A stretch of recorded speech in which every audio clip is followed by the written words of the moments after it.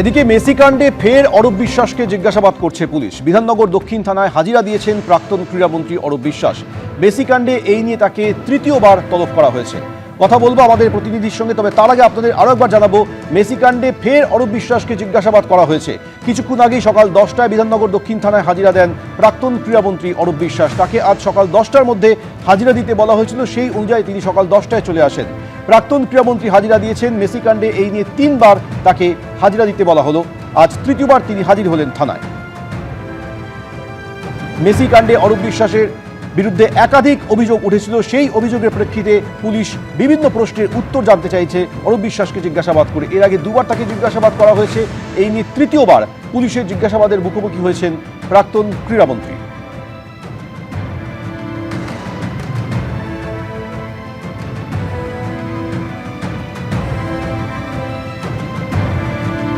ময়ূক ঠাকুর চক্রবর্তী আমাদের প্রতিনিধি রয়েছেন। ময়ূক, শতদ্রু দত্ত মেসি অনুষ্ঠানের প্রধান উদ্যোক্তা, তিনি একাধিক চাঞ্চল্যকর অভিযোগ করেছিলেন অরূপ বিশ্বাসের বিরুদ্ধে। পুলিশের কাছে কোন কোন প্রশ্নের মুখোমুখি হচ্ছেন অরূপ বিশ্বাস?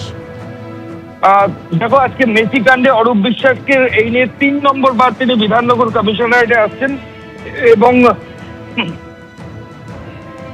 আজকে সকাল 10টা নাগাদ বিধাননগর কমিশনারেটের অন্তর্গত বিধাননগর দক্ষিণ থানায়, এই মুহূর্তে আমরা যেখানে দাঁড়িয়ে রয়েছি, আমি ক্যামেরা পার্সনকে বলবো দেখানোর জন্য। বিধাননগর দক্ষিণ থানায় আজকে সকাল 10টা নাগাদ অরূপ বিশ্বাস তিনি আসেন। এই নিয়ে তৃতীয়বার বিধাননগর কমিশনারেটের অন্তর্গত বিধাননগর দক্ষিণ থানায় তিনি এলেন।